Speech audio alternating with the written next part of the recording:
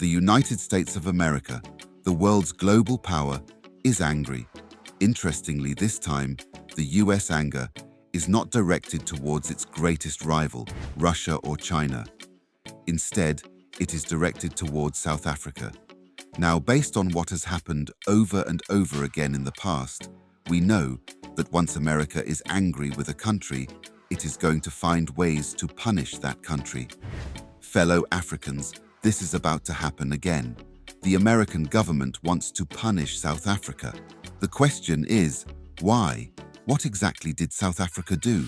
It's simple.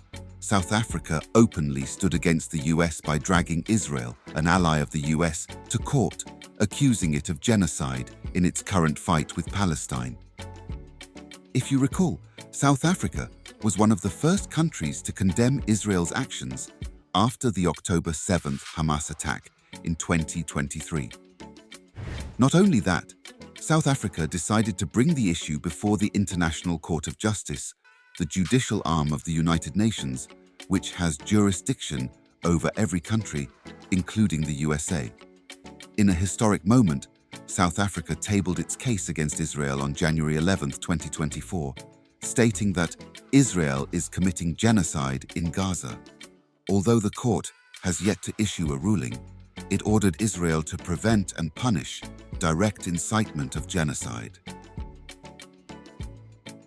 The fact is, if the court finds Israel guilty, then the US would also be guilty in terms of complicity, because all the destruction wreaked by Israel in its war against Palestine was made possible by US weaponry.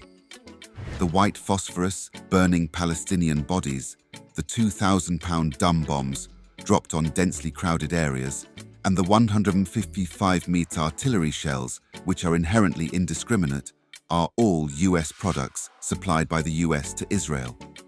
Now, while South Africa was busy celebrating its win, the US decided to retaliate by proposing a bill that has the potential to cause trouble for South Africa in various facets of business, aid, and geopolitics. The bill was proposed recently by Congressman John James and Jared Moskowitz, who are from the Republican and Democratic parties, respectively.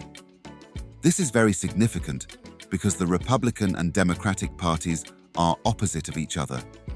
Rarely do they work together.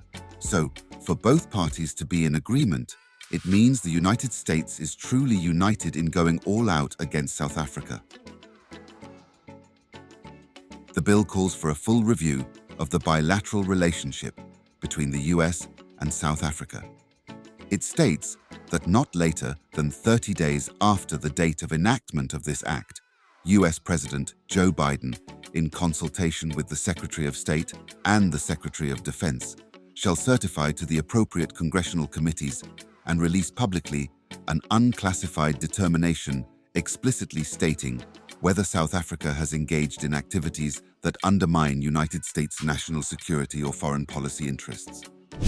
The bill further accused South Africa of collaborating with Russia, China, and Iran, and that South Africa was acting inconsistent with its publicly stated policy of non-alignment in international affairs by continuously siding with Hamas, a US-designated foreign terrorist organization. The proposed bill accused South Africa of supporting Hamas since 1994 and of taking a hardline stance of consistently accusing Israel of practicing apartheid.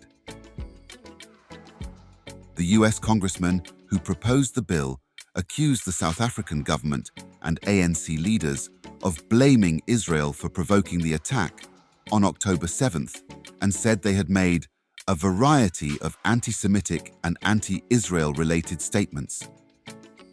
ANC spokesperson Mahlengi Bhengu Motsiri was accused of defending Hamas by saying the attacks were unsurprising, while President Cyril Ramaphosa was slammed for accusing Israel of genocide. South African Foreign Minister Naledi Pandor was not left out of the accusations. She was accused of taking a phone call with Hamas leader Ismail Haniyeh just days after the attack and meetings with the government leaders of Iran. So, is the US trying to insinuate that South Africa collaborated with Hamas to attack Israel? Honestly, this is just wrong. Now, aside from accusing South Africa of collaborating with Hamas, the bill went on to highlight how in recent years South Africa has deepened its relationship with Russia and China. It cites that South Africa dispatched multiple high-level official delegations to Russia to further political, intelligence, and military cooperation. It also adds that South Africa and the ANC's relationship with the Chinese government and its ruling Chinese Communist Party, CCP, which is committing gross violations of human rights in the Xinjiang province and implementing economically coercive tactics around the globe, undermine South Africa's democratic constitutional system of governance. These acts include what it says are ongoing ANC and CCP inter-party cooperation, including the recruitment of former United States and NATO fighter pilots to train Chinese People's Liberation Army pilots at the Test Flying Academy of South Africa, South Africa's hosting of 6 Chinese government-backed and CCP-linked Confucius Institutes, South Africa's participation in a political training school in Tanzania funded by the Chinese Communist Party, cooperation with the Chinese Global Belt and Road Initiative, and the widespread presence in South Africa's media and technology sectors of PRC state-linked firms. Finally, the bill stated that the ANC-led South African government has a history of substantially mismanaging a range of state resources and has often proven incapable of effectively delivering public services, threatening the South African people and the South African economy.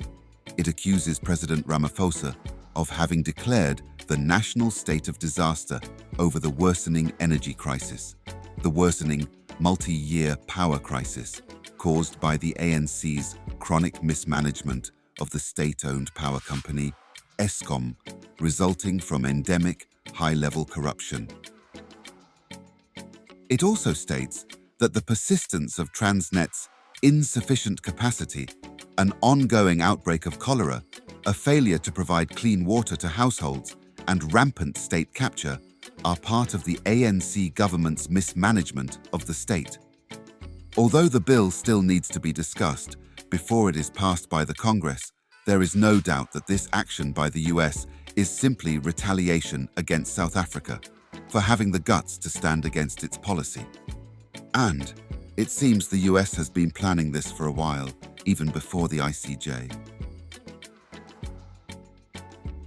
According to an adjunct fellow at the Center for African Studies at Howard University in Washington, D.C., Michael Walsh, the ICJ case provided the policy window that triggered the proposed bill. This means that the United States has secretly been angry with South Africa. The ICJ case just brought the tension to a head.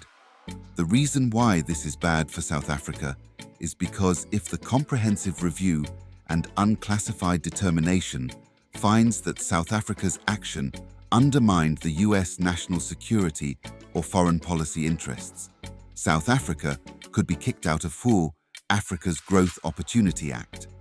AGOA, which is scheduled to expire in September 2025, enables more than 30 African countries to export FAN 835 types of goods to the US consumer market.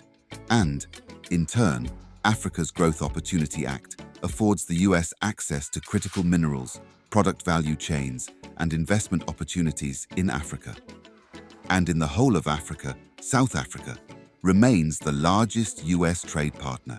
If South Africa happens to get kicked out of Africa's Growth Opportunity Act, it would make the export of many commodities expensive, leading to further strain in the South African economy. So, once again, the United States have proven that any country that doesn't believe what it believes and does what it does will have to be punished. But is that even fair and just? For a country that says it believes in equality, fairness, and justice, the USA is certainly not acting in this direction. South Africa is a sovereign country, so it can support whoever it wishes to support. Just because the USA doesn't like Russia and China doesn't mean South Africa has to follow suit. But it shouldn't be surprising. After all, This is not the first time the USA has retaliated against countries that doesn't succumb to its will. Countless countries, including Russia, China, and many African countries, have suffered under the hegemonic rule of the USA. It's either the US use sanctions to cripple the economy of the country that dares to be on the other side, or it militarily intervene. Honestly, this attitude of the United States needs to stop, or else there will come a day when countries will gather together to stand up against it, and that will be the end. Only time will tell how everything will play out for South Africa. What are your thoughts? Let's know in the comments section below. Don't forget to like, subscribe, and share this video.